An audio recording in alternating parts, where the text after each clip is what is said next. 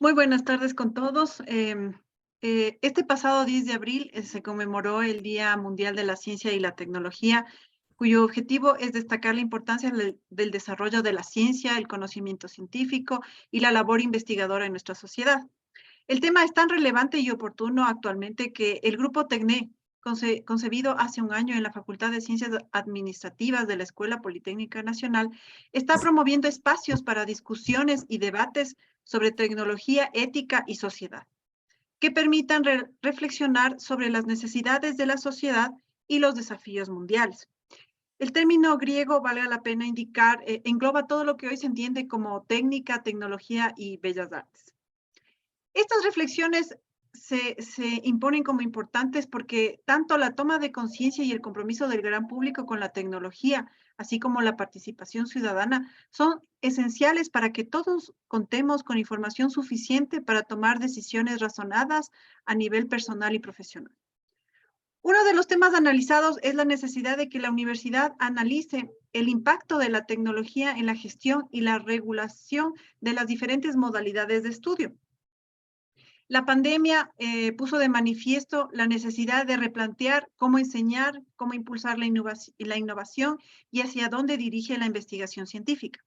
Por otro lado, el chat GPT es una herramienta líder en la revolución tecnológica de la educación, puesto que gracias a su avanzada tecnología de procesamiento del lenguaje natural, proporciona respuestas precisas y lógicas a muchos cuestionamientos. No obstante, surgen preguntas sobre cómo equilibrar el progreso tecnológico con la responsabilidad social y ambiental con la ética en su desarrollo. El diseño y desarrollo de cualquier artefacto tecnológico y elaboración del conocimiento científico es un proceso situado donde no solamente participan los científicos, también intervienen actores externos con agenda propia, como son los usuarios, los informantes, la naturaleza, los sistemas legales, políticos y económicos, las prácticas culturales, las cosmovisiones e ideologías, las propiedades materiales de las cosas y muchísimos componentes, las cuales en conjunto ensamblan, articulan, tejen, coproducen a una sociedad. Entonces, con esta breve introducción sobre las inquietudes que el grupo TECNE ha desarrollado, se da paso a la siguiente conferencia denominada Determinismo tecnológico y reducción de la brecha digital, reflexiones en torno a la política pública. Se les invita a todos a participar con sus comentarios y sus preguntas. El expositor es Pablo López, candidato a magíster en gestión de la ciencia y tecnología de la Escuela Politécnica Nacional. Él es especialista en gestión pública por el Instituto de Altos Estudios Nacionales del Ecuador, en gestión de las comunicaciones y tecnologías de la información por la Escuela Politécnica Nacional y Escuela de Organización Industrial de España, y en organización y gestión de la innovación tecnológica por la Universidad Politécnica de Madrid. Él también es ingeniero en electrónica y telecomunicaciones por la Escuela Politécnica Nacional del Ecuador. Como experiencia en el área tiene experiencia en el área regulatoria y de gestión pública, vinculado principalmente al campo de las telecomunicaciones, liderando y formando parte de iniciativas regulatorias sectoriales, análisis para la implementación y aplicación de políticas públicas y normativas del sector de telecomunicaciones. Entonces, sin más preámbulo, Pablo, te damos la palabra y bueno, se abre la exposición. Muchas gracias. Gracias, Cristina, muy amables. Bueno, bienvenidos a todos. Muchas gracias por su participación en esta primera charla del Grupo TECNE. Como ya lo mencionó Cristina, nuestra preocupación principal es traer a colación la discusión de las implicaciones sociales de la tecnología en sus distintas facetas. Vemos que la tecnología ahora lo inunda todo. Prácticamente no se puede concebir el mundo actual sin la tecnología. Y es en torno a esto que esta primera charla la hemos denominado Determinismo tecnológico y reducción de la brecha digital. Reflexiones en torno a la política pública. Un poco el entorno de esto es hablar de la incidencia de las tecnologías de la información y la comunicación, las TIC, en nuestra sociedad y cómo ha llegado a la misma y cómo presenta diferencias en el uso, en el acceso, en el aprovechamiento en las distintas áreas de la población como tal. Y en esto viene a colación, ¿es la tecnología por sí el elemento de mejora de la sociedad o requiere algún otro tipo de análisis, algún otro tipo de enfoque como tal? La tecnología y la técnica ha estado presente en el desarrollo humano. Es innegable que nuestro desarrollo, nuestra situación actual como tal, no sé si por favor podrían cerrar algún micrófono que está abierto. Muchas gracias. Que nuestro desarrollo actual sería imposible sin el uso de la técnica y la tecnología a lo largo del tiempo, desde el uso de herramientas rudimentarias, las piedras labradas que se tenían en las primeras épocas del hombre, hasta el desarrollo de los vehículos y la automatización, el uso de robótica, como ya lo mencionó Cristina, la inteligencia artificial. Estos han sido parte, la tecnología ha sido parte del proceso evolutivo y adaptativo, en tanto que se encuentra en todo ámbito de la vida del ser humano. Sin la tecnología, sin la técnica, el hombre prácticamente no hubiera tenido mucho que hacer ante la naturaleza, no hubiera podido controlar, dominar y aprovecharse de la naturaleza, que es lo que ha permitido desarrollarse evolutivamente a la especie como tal humana. Y en esto viene a colación que la tecnología como tal ahora lo inunda todo, ¿no? No solo en cuanto a las TIC, en la presencia del Internet, de las comunicaciones en general, sino prácticamente en cómo nos movemos, en lo que comemos, lleva implícito un proceso industrial basado en tecnología, en distintas facetas como tales. Y en este sentido, Casquier Ortiz trae a colación una frase de Landon Winner, es que existe en nuestra época una tendencia a sacar la conclusión de que la tecnología es todo y todo es tecnología. Y es un punto justamente en función del cual podemos discutir la parte de las TIC como tal. Es tanto así, es tan poderosa la tecnología que lo inunda todo, que lo invade todo, que lo condiciona todo a cómo viene la tecnología. Viene a colación el hecho de traer el determinismo tecnológico. El determinismo tecnológico prácticamente surge a partir del crecimiento basado en el progreso de las culturas industriales. Si tomamos en cuenta, sobre todo a partir de la era posterior a la Segunda Guerra Mundial, la industria lo dominó todo. Los procesos industriales lo inundaron todos los países y prácticamente el desarrollo moderno se dirigió en función de las políticas públicas industriales. Y estas políticas industriales y el desarrollo industrializado del mundo sería imposible sin la tecnología y sin la ciencia como tal. Pero no obstante, el desarrollo de la industria no implicó necesariamente el desarrollo de los países. Si bien todos los países desarrollaron en mayor o menor medida la industria como tal y la industria basada en tecnología, este desarrollo no llegó a todos. Vemos que las diferencias en áreas geográficas, las diferencias en riqueza o en la pobreza de las naciones permanecen, se mantienen en el tiempo y han evolucionado dependiendo de algunos factores. Es decir, no hay el tal desarrollo global, si queremos llamarlo así, en función del desarrollo industrial como tal. Ya después o mientras había este énfasis en la cultura industrial, llegó la era de la información. A partir de 1970 se tuvo ya el desarrollo de las primeras tecnologías de la información y comunicación, las primeras computadoras, la primera ya desarrollo masivo de dispositivos electrónicos que permitían la comunicación principalmente, pero la información llegó a ser importante en la cultura industrial. En el mismo hecho de que no todos los países tenían los insumos, no todos los países eran autosostenibles, dependían de relaciones con proveedores de insumos, con proveedores de partes. La información llegó a ser un valor en una sociedad globalizada y quizá el elemento fundamental de la globalización. Y es ahí donde surge la sociedad de la información. Es a partir de 1990 y en adelante donde se amplía el tema de la sociedad de la información y el conocimiento. Porque ya no solo era la dependencia de la información y la importancia de la información para el proceso industrial y de globalización, sino también el hecho del conocimiento. El conocimiento pasa a ser un activo, pasa a ser un bien valorado para el desarrollo de las naciones como tales. Y es ahí donde surge la sociedad de la información y el conocimiento, de la mano también la permeabilidad, con el desarrollo de las tecnologías de la información y comunicación y su invasión, si podríamos llamarlo así, hacia todo el mundo y hacia distintas facetas. Llegamos entonces que de la sociedad de la información y conocimiento tenemos una presencia de las TIC en la sociedad. Ya no solo en un ámbito educativo, ya no solo en un ámbito productivo como tal, sino prácticamente las TIC ahora lo están en todo, ¿no? En lo que vemos, en lo que disfrutamos, en lo que nos entretenemos, en lo que nos comunicamos, en las relaciones sociales, en las relaciones de las redes sociales como tal. Y por tanto también han implicado que se pueden utilizar las TIC para aspectos de salud, para aspectos de educación, para las relaciones de gobierno, para el gobierno electrónico, entre otras cosas. Es decir, las TIC ahora están en distintos ámbitos, pero De la misma manera que la cultura industrial, las TIC tampoco están para todos. Y ahí es donde entran los conceptos de la brecha digital y de las brechas en general. Gautin y Parellón hablan de que una brecha estructural hace referencia a la diferencia entre la situación actual en áreas del desarrollo y las necesidades que deben cubrirse en estas mismas áreas.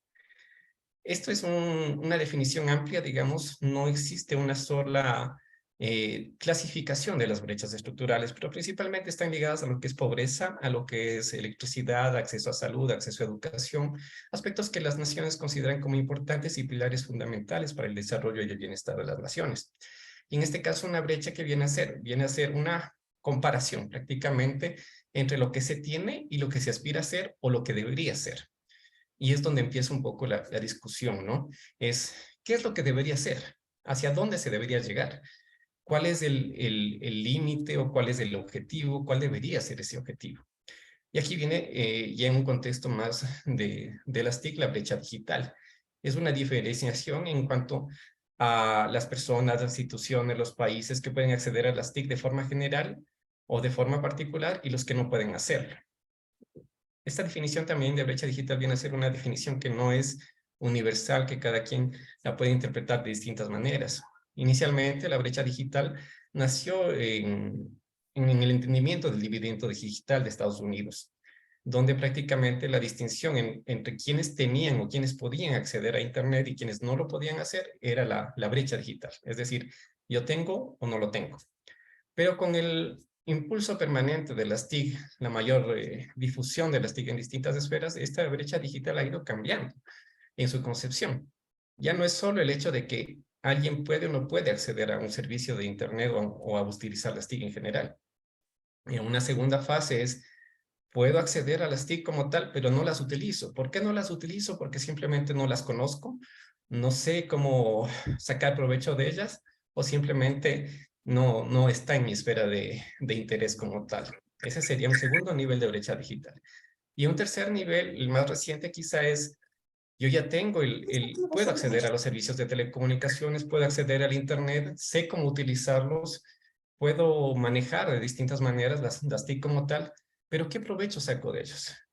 Hablando en términos de ciudadanía, saco un provecho laboral, puedo hacer un currículum vitae, puedo difundir mi labor en redes, hacer algún tipo de difusión como tal, puedo hacer uso de los servicios digitales del gobierno, puedo hacer comercio a nivel de electrónica. Este último nivel es el más reciente, ¿no? Es cuando ya vamos al nivel de aprovechamiento y de habilidades digitales, es decir, uso, tengo acceso, pero ¿cómo los aprovecho realmente para un desarrollo personal? Y es aquí donde vemos que la brecha digital es un fenómeno complejo, ¿no? Va más allá de lo tecnológico y de la infraestructura y tiene incidencia y se relaciona con otros ámbitos de importancia de las políticas públicas, como viene a ser la inclusión, el desarrollo económico y la educación. ¿Qué es lo que vemos generalmente, no solo en el ámbito de las TIC o de las telecomunicaciones, sino en otros ámbitos de las políticas públicas? Que tenemos un ministerio dedicado a cada un ministerio de salud, un ministerio de educación, un ministerio de inclusión económica, pero no vemos quizá el panorama completo de que una población determinada pueda adolecer de falencias o de problemáticas de política pública en cada una de estas áreas.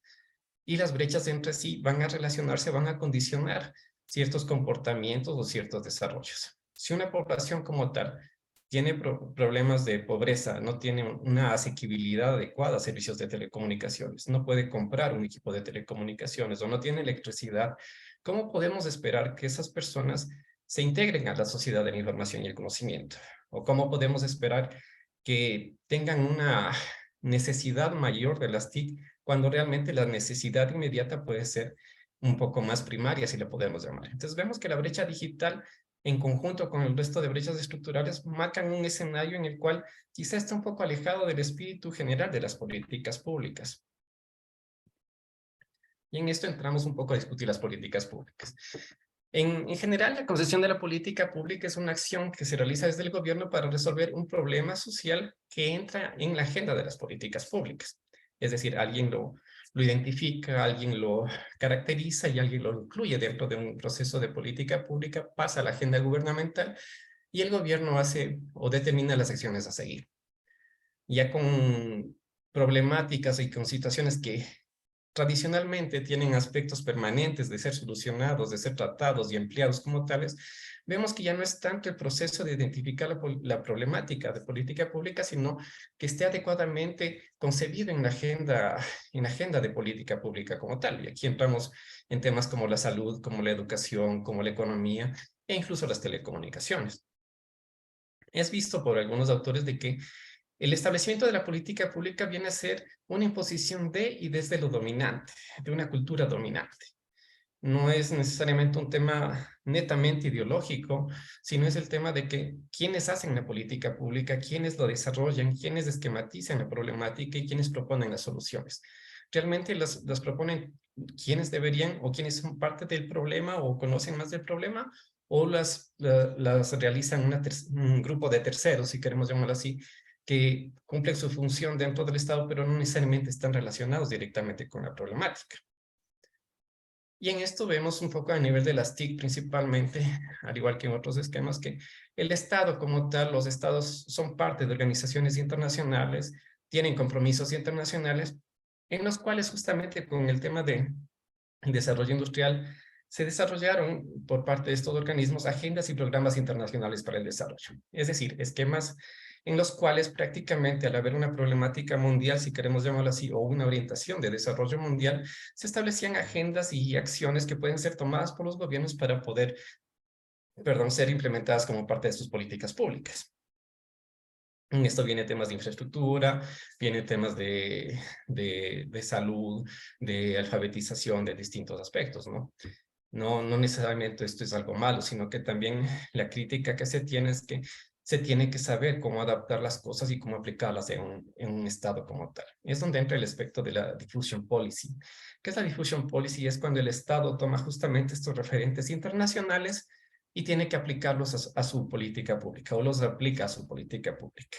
En la diffusion policy hay tres tipos prácticamente de diffusion policy. Es el cual un Estado en un primer tipo, digamos, es que el Estado toma un indicador o toma una política o una guía de política internacional y la aplica sin mayor consideración. Simplemente tengo que aplicarla o considero que la debo aplicar sin ninguna tropicalización, como se diría antiguamente.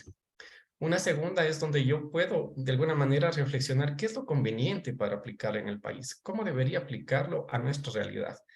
Y una tercera es ser mucho más crítico en el sentido de realmente analizar la problemática local, si queremos llamarlo así, y de esa problemática, ver si las soluciones que me plantean estos esquemas internacionales me permiten realmente desarrollar localmente o hacer un desarrollo local.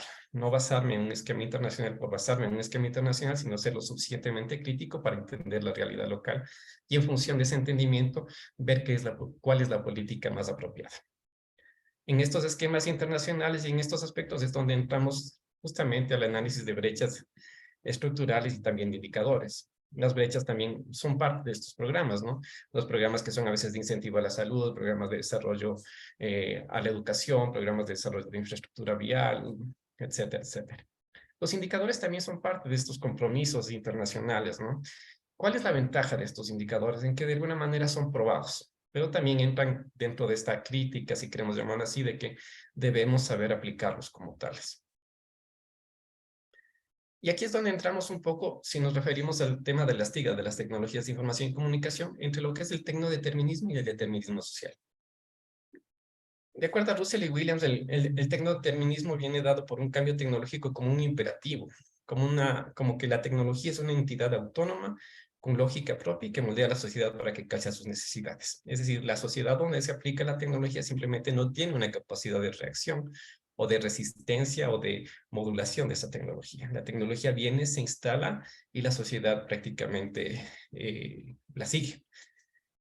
Pero en cuanto hablamos de determinismo social, es una visión contrapuesta en este sentido, ¿no? Es que la tecnología es determinada en forma y contenido por las fuerzas sociales. Sus efectos no se determinan simplemente por la naturaleza de la tecnología. Es decir, hay una fuerza social, hay un componente social que toma la tecnología, pero también la analiza, la considera y de acuerdo a su propio desarrollo, intereses, cultura, la utiliza de una cierta manera o la asume de una cierta manera o la adopta de una cierta manera y saca provecho en ese sentido. Para Martínez, el tecnodeterminismo habla de que los beneficios de las TIC a través de mitigar la pobreza o la desigualdad gracias a sus usos de salud, educación o trabajo. Es decir, llegan las TIC a una población, se aprende de ellas, pero cuando yo ya las aplico en salud, en educación, puedo mitigar la pobreza o desigualdad y obtener el desarrollo. Quizá esta es la orientación principal de las políticas públicas nacionales y las tendencias internacionales cuando hablamos de tecnología y de TIC. Las TIC como elementos de desarrollo, como solucionadores de problemas económicos y como un elemento que va a permitir que las personas puedan lograr mejorar o ampliar sus capacidades. En cuanto al determinismo social, Martínez en cambio habla de que la presencia de las TIC añaden una nueva desigualdad o exponen o amplían las preexistentes, que es un tema que vamos a discutir a continuación mediante un análisis de caso que lo voy a relatar. Este análisis de caso es un ejercicio que lo realicé considerando las políticas de telecomunicaciones y de la sociedad de información del ministerio como tal, del Mintel, que se emitieron el año 2015 al 2021 y en lo relacionado con la brecha digital. También en función de una revisión documental, se realizaron entrevistas semiestructuradas a personas vinculadas a las políticas públicas del sector de telecomunicaciones en general, y ya finalmente un análisis de caso en una parroquia rural se realizaron también entrevistas un poco para conocer cuál es el aparente beneficio o aprovechamiento que tienen respecto de las TIC o de la presencia de las TIC en dicha parroquia como tal.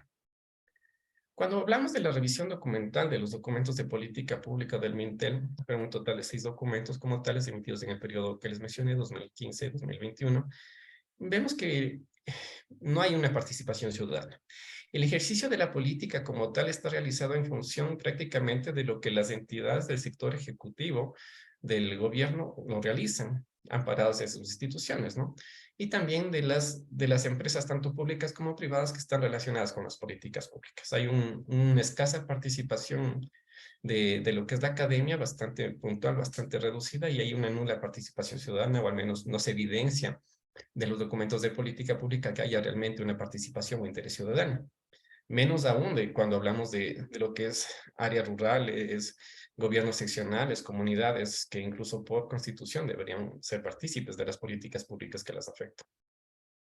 Predomina una visión de mercado. El sector de telecomunicaciones como tal es un sector en competencia donde hay múltiples participantes, y la visión que se sigue en las políticas públicas es analizar en función de cómo ha llegado el mercado a desplegar sus servicios, sus redes como tales, y tratar de ver por qué ese despliegue no puede incrementarse. No puede haber más redes, no puede haber más servicios, no puede haber más presencia en áreas en las cuales no existe la rentabilidad comercial para las empresas como tal, o en áreas en las cuales implica un costo muy elevado el desplegar una red como tal.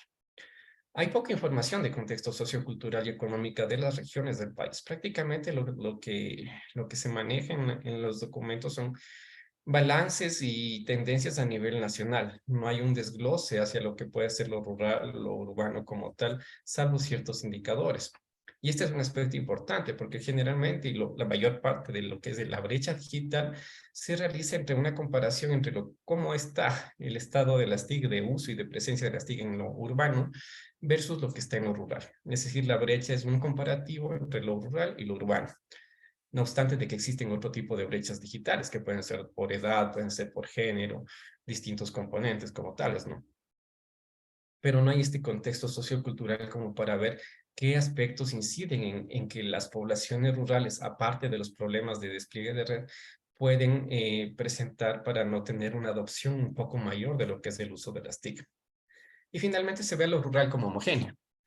Los pocos indicadores que desglosan información tienen un total rural nacional y un total rural urbano. Y esto prácticamente es una homogenización.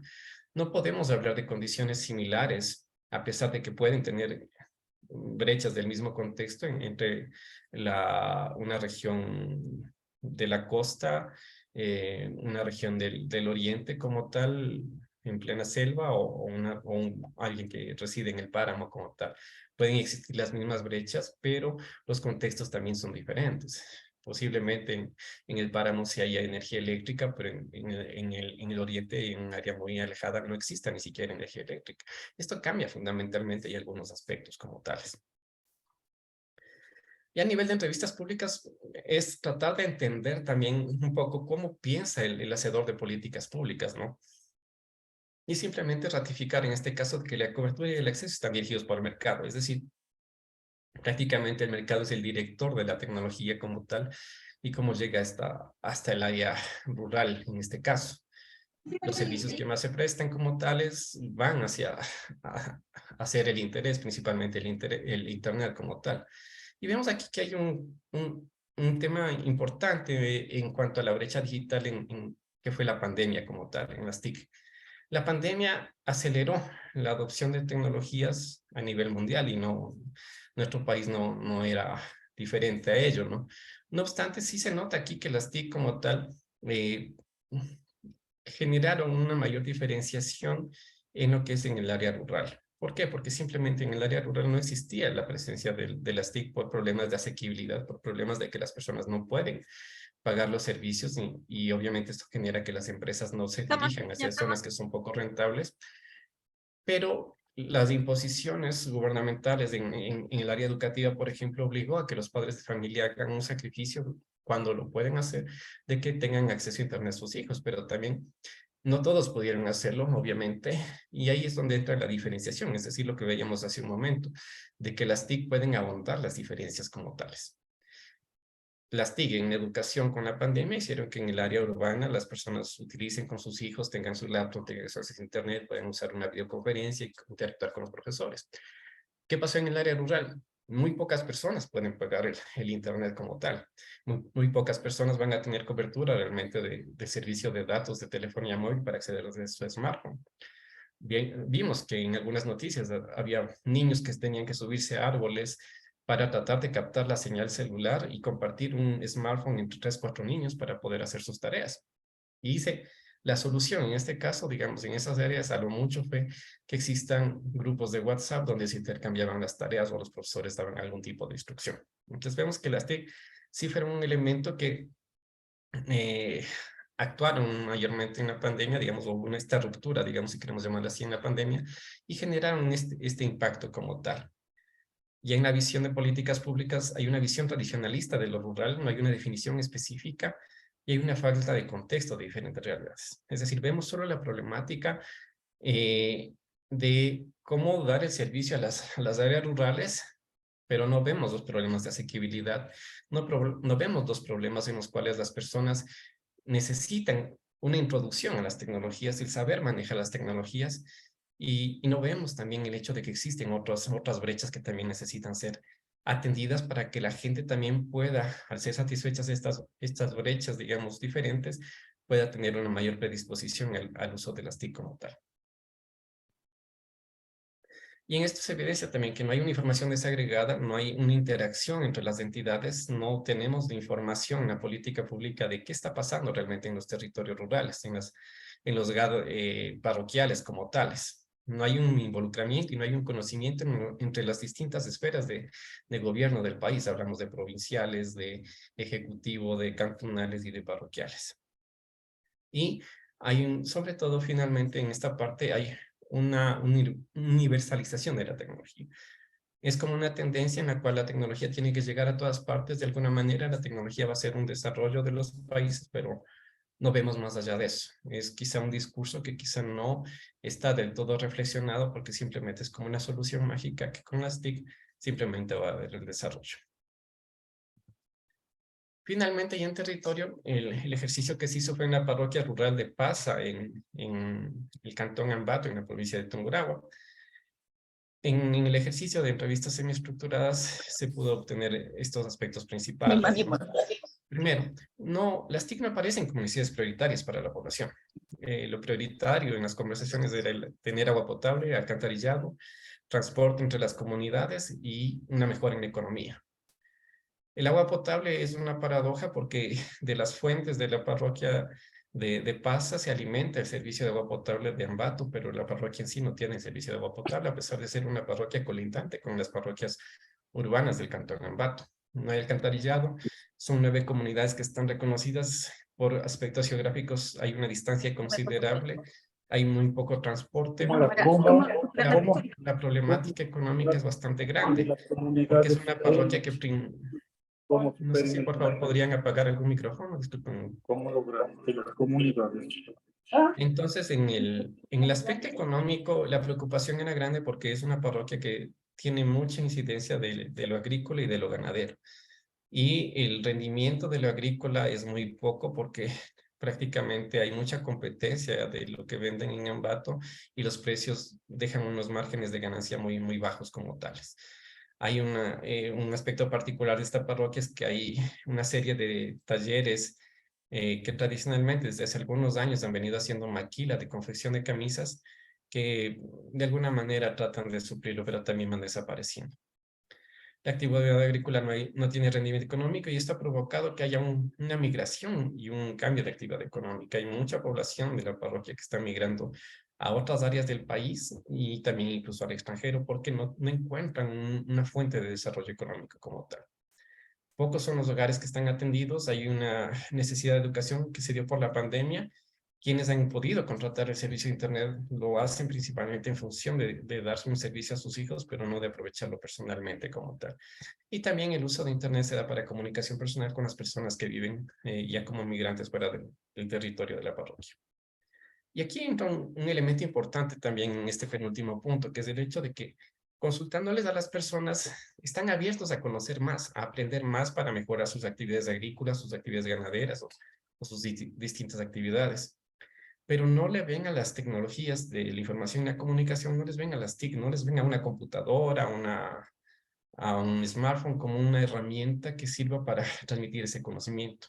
Ellos todavía lo ven como más útil y una manera más efectiva de aprender en los talleres presenciales. El que vaya un instructor, vaya un consultor, les explique cómo mejorar, les haga algún tipo de ejercicio, alguna demostración.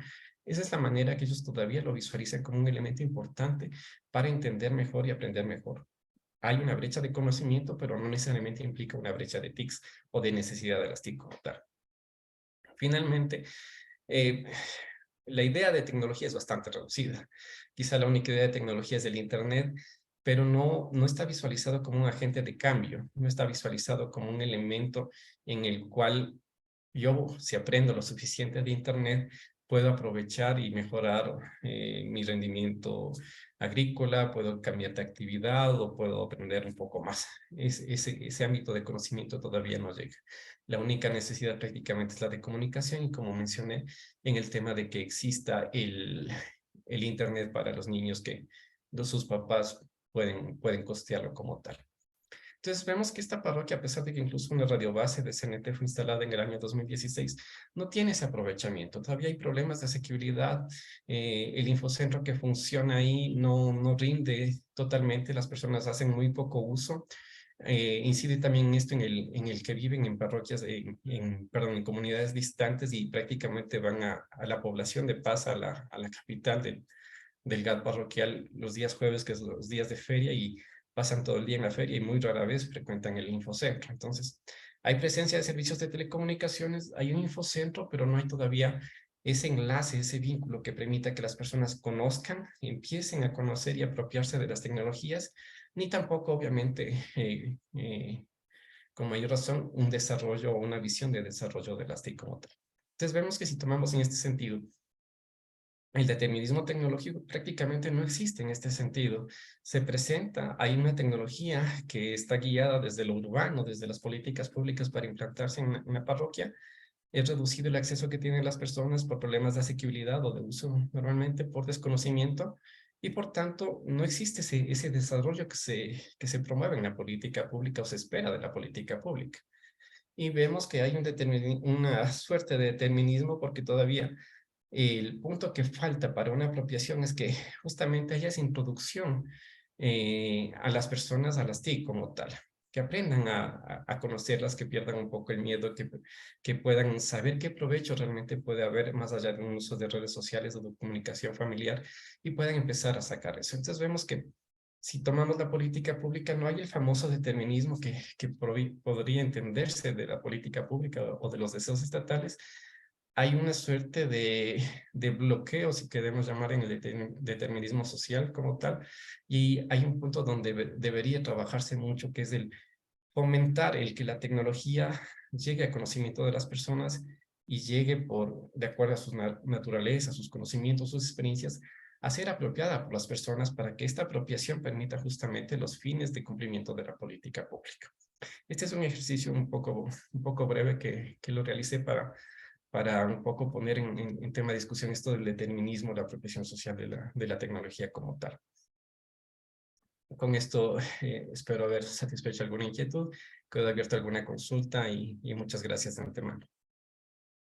Muchísimas gracias, Pablo, por tu exposición. Realmente es muy, muy, muy interesante todo lo que nos has comentado.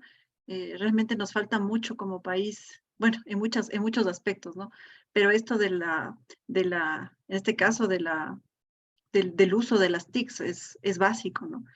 Entonces, bueno, con eso en mente, obviamente agradeciéndote de nuevo por tu excelente charla, hay algunas preguntas de algunos de los participantes. Por ejemplo, en Rosario indica, ¿cómo incentivar la participación de las comunidades en el desarrollo de la política pública? Bueno, un aspecto importante es, en las áreas rurales, principalmente de la sierra, hay mucho este aspecto de la comunidad, ¿no? El desarrollo de mingas y también en el hecho de que las autoridades de los GATS parroquiales prácticamente no hacen nada si no tienen una socialización con sus comunidades. En una entrevista que yo pude hacer justamente en la autoridad del GAT parroquial de Pasa, ellos tenían una iniciativa de hacer mesas de trabajo, sobre todo de salud y de educación, que eran con los ministerios que ellos veían más inmediato, para hacer algunas actividades que no se contrapongan entre lo que el Estado va a desarrollar y lo que la parroquia desea desarrollar como GAD. Y obviamente el GAD parroquial actuaba como un intermediario haciendo relación con las comunidades. Entonces este es un elemento importante, ¿no? Lastimosamente, obviamente el GAD parroquial trabaja o ve lo inmediato, digamos, con las áreas que han sido principalmente de preocupación tradicional, ¿no? La salud, la educación, este tipo de aspectos. Y no tiene en mente esta presencia o la existencia del Ministerio de Telecomunicaciones. Podría establecer este tipo de aspectos para que haya este intercambio, digamos, de información como tal. Por el otro lado, en el aspecto de la política pública, eh, aquí también se presenta otra brecha, en el sentido de que los ministerios hacen procesos y a veces los socializan, pero la socialización es una publicación en Internet. Y si las personas no tienen el acceso a Internet o las personas no conocen de un ministerio dónde publica ese ministerio, simplemente hay esa desconexión. Entonces, de lado y lado puede haber este incentivo en que, primero, los GATS parroquiales puedan conocer un poco más de los ministerios que no están dentro de su esfera tradicional. Y segundo, que los ministerios, aún para fortalecer el desarrollo de la política pública, recurran a la información seccional a través de las prefecturas, de los GATS cantonales o los GATS parroquiales para que puedan obtener una mejor información. Entonces, de lado y lado se puede promover esta participación, que obviamente resultaría, si podríamos llamar así, un ganar-ganar. El GAT puede aportar con información y tener la presencia de las acciones de política pública más centralizadas en su área de ejercicio y los ministerios pueden tener también a su vez más información que les puede realimentar de mejor manera para enfocar de mejor manera sus políticas. Gracias. Cristina pregunta, ¿cómo hacer que las comunidades superen el analfabetismo digital? Aquí hay una labor bastante importante de lo que viene a ser la gestión a través de los infocentros.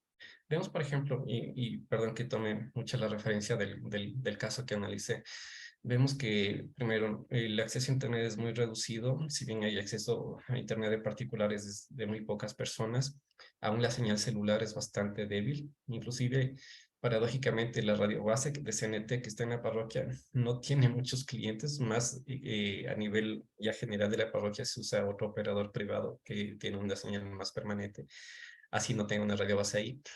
Eh, pero el infocentro, de una entrevista que tuve ahí con la persona encargada, veía que mucho del problema es cómo adaptar que la capacitación del infocentro pueda hacerse a las personas.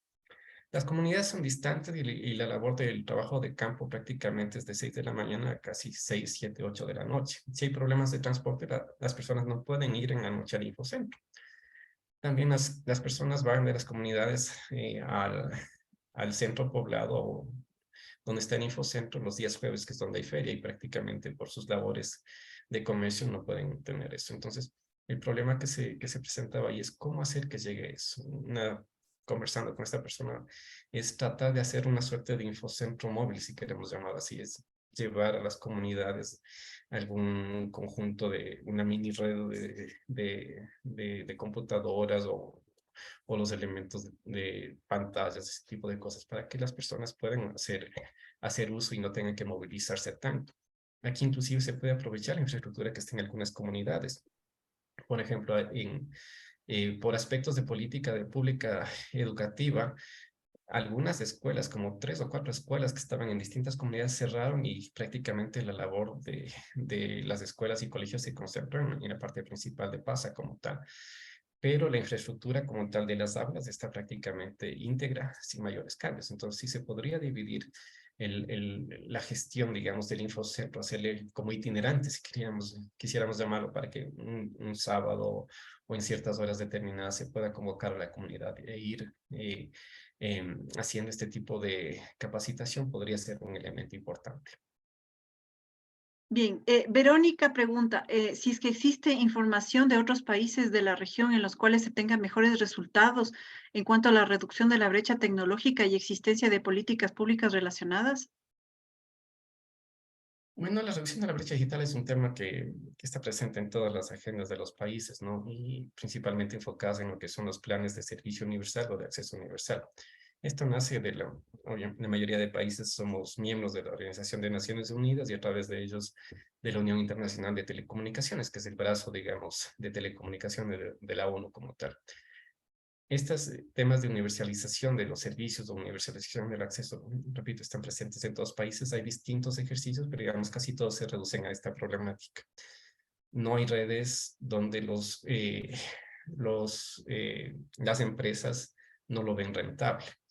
Surgen la creación de los fondos de desarrollo de telecomunicaciones, es decir, los operadores privados se ven obligados a pagar una suerte de impuesto, que eso pasa en algunos países a una caja común y de ahí se financian proyectos de conectividad rural, accesos satelitales, etcétera, etcétera. Es general. En más o en menos hay casos más exitosos, menos exitosos, pero casi todos tienen esta misma problemática. El gobierno tiene que acabar buscando fondos y programas para tratar de que vía contratación pública, digamos, haya un proveedor que con ese financiamiento pueda permitir la conectividad de estos puntos como tales.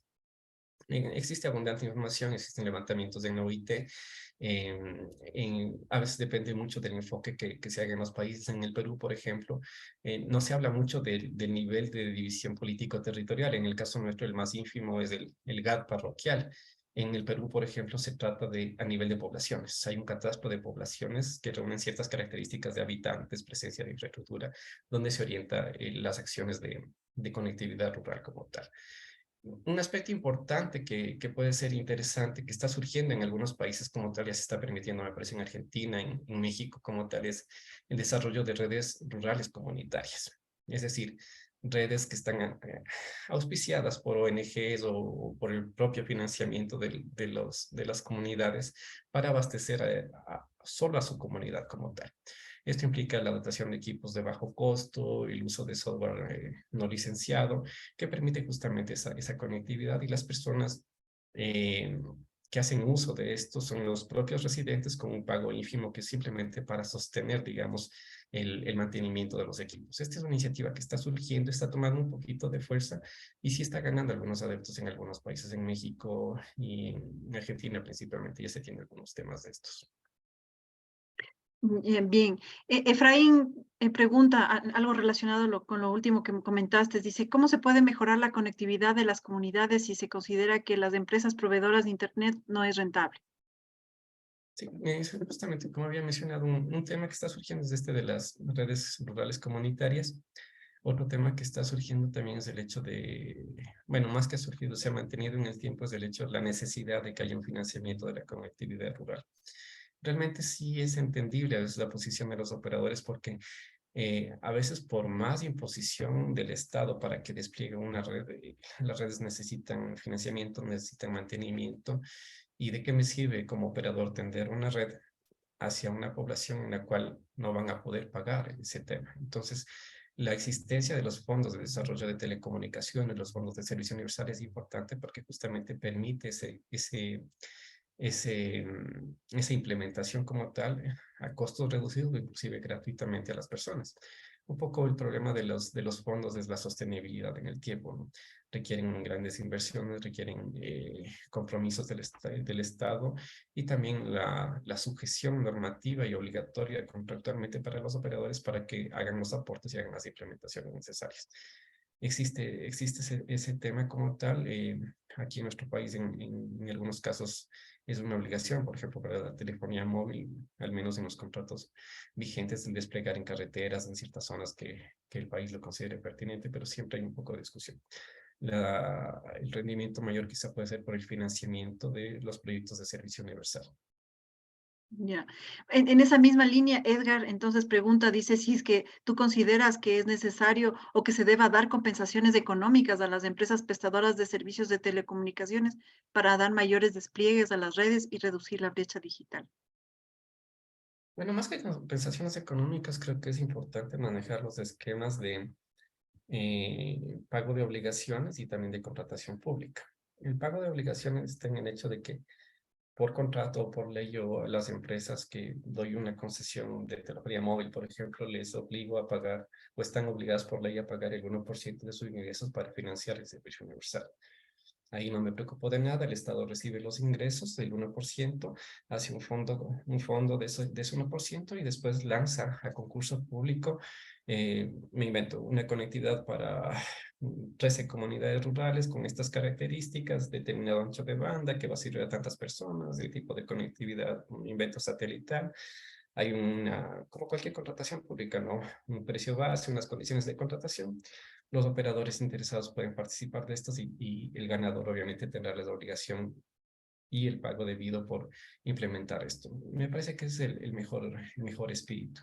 Cuando hablamos de compensaciones es un poco complicado porque siempre va a haber la discusión entre si la laptop que el operador implementó para un infocentro realmente cuesta 500 o costó 700. Y es más complicado si después tienes un ámbito de control como el de la Contraloría General del Estado, donde a veces hay criterios muy divergentes. Entonces se hace más difícil el hacer las compensaciones porque siempre va a haber esa discusión de cuál criterio debería aplicarse, el menor valor, la compra al mayoreo o ese tipo de cosas. Entonces, preferible, creo yo, es ir por lo tradicional en este sentido, el que haya un aporte fijado por ley o por contrato, que eso va a un fondo común y el Estado se encarga de delimitar los proyectos y mediante compras públicas, mediante este tipo de procesos, adjudicar, digamos, la instalación y la operación a un operador que reúna las calificaciones correspondientes. Bien, una última pregunta, Paul, indica, dice, citando el caso de los infocentros que inició con Correa y estuvo bien y luego fue descuidado y hasta suspendido por los dos últimos gobiernos, ¿el problema es de asignación de recursos económicos o de una falta de entendimiento o incluso de que no interesa por alguna razón? ¿Cuál es su opinión? Bueno, siempre va a haber la problemática de recursos económicos, porque a veces tenemos ese problema, ¿no? Se implementa un infocentro con tecnología moderna, pero es subutilizado y a los 2 o 3 años prácticamente esas máquinas podrían estar casi sin utilizarse e inclusive deteriorándose, ¿no? Los temas de los infocentros no iniciaron con Correa, iniciaron un poco antes, pero ha habido algunos reveses como tales. Ahí entra un poco el tema de mantenimiento de la política pública que se considera importante como tal. Y ahí entra también el tema de la sostenibilidad. Hay un tema de recursos económicos y a veces también tenemos esta fluctuación de las políticas públicas. ¿Dónde es más importante poner el infocentro? ¿En un área rural que no tiene nada, en un área rural que tiene algo de comunicación? Vemos que hay infocentros inclusive en áreas urbano marginales dentro de las ciudades como tales. Entiendo que todavía hay, ahora son centros del encuentro. Tengo entendido que en áreas del oriente se cerraron algunos infocentros, pero no sabría decir por qué razones fue. A veces lo que se hace es redireccionar los esfuerzos a zonas donde haya un mayor uso o haya una mayor tendencia al uso. Y ahí vemos esta parte que es importante.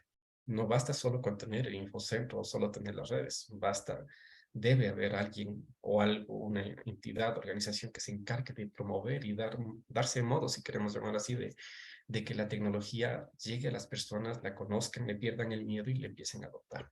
Vemos aquí el caso en Pasa, ¿no? Hay un servicio de internet privado, inclusive hay radiobases, hay un infocentro, pero el uso del infocentro es prácticamente reducido. Y eso lleva a que después, si yo genero simplemente estadísticas, prácticamente un infocentro que no me está haciendo utilidad como hacedor de política pública, tú también podrías decidir de que estoy invirtiendo un dinero que no está siendo aprovechado y podría poner ese infocentro en un área donde posiblemente pueda haber un mayor aprovechamiento. También eso obedece, no necesariamente es un cambio negativista en el sentido de que se esté eliminando por eliminar y dejar sin conectividad a la población, sino que simplemente si no hay ese aprovechamiento, si podríamos llamar ese retorno de uso, se tendrían que tomar algún tipo de decisión que va desde un aspecto económico, dando las múltiples necesidades. Bien, ahorita llega una última pregunta. Esta sí, con esta cerramos esta charla. Dice, se están negociando los contratos de servicio móvil avanzado. ¿Qué aspectos consideran se deban negociar para tener un mayor despliegue de esta red y también acceder a ella, considerando que se viene el despliegue del 5G? Es un problema la negociación, ¿no? El Estado generalmente tiene menos libertad de negociación porque las leyes le restringen de distinta manera. El operador quizá tiene un poco más libertad de negociación en ese sentido.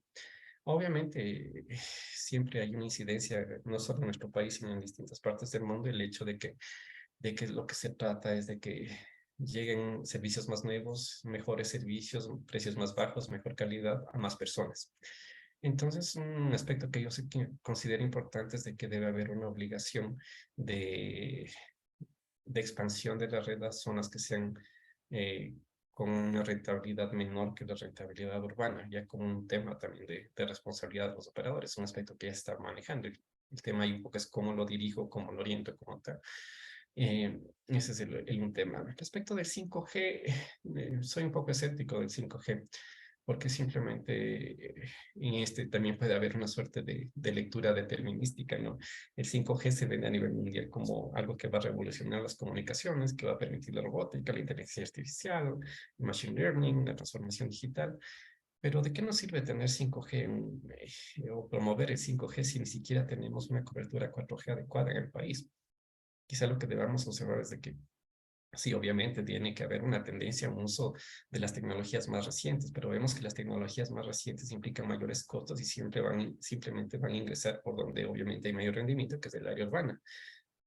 Si ahora implementáramos 5G en el país, no sabría yo decir cuándo va a llegar un 5G al área rural si ni siquiera un 3G o un 4G está bien desplegado. Deberíamos preocuparnos para que también la cobertura, así sea con tecnologías tipo 4G, no 5G, pueda llegar al área rural. Ya van a tener inclusive menores costos de despliegue, menor costo de los equipos, inclusive de los smartphones como tal. También ver ese equilibrio como tal, no solo hablar de 5G porque es lo que está de moda o lo que en teoría va a ser el futuro. Es importante, pero también no debemos perder de vista que aún con las tecnologías actuales tenemos un rezago poblacional, un rezago geográfico que debe ser atendido, aunque sea con las tecnologías actuales. Bien, muchísimas gracias. Creo que realmente nos has dado una nueva perspectiva de las cosas que están pasando en nuestro país. Realmente estamos muy complacidos de haber tenido esta retroalimentación de tu parte y los invitamos a todos a seguir porque vamos a continuar con este tipo de charlas y discusiones en el futuro. Así que los invitamos a seguirnos, a seguirnos. Estamos en el Facebook también. Entonces, simplemente otra vez un agradecimiento a Pablo y a todos los asistentes y les esperamos en un próximo evento. Una buena noche. Gracias, un gusto. Una buena noche.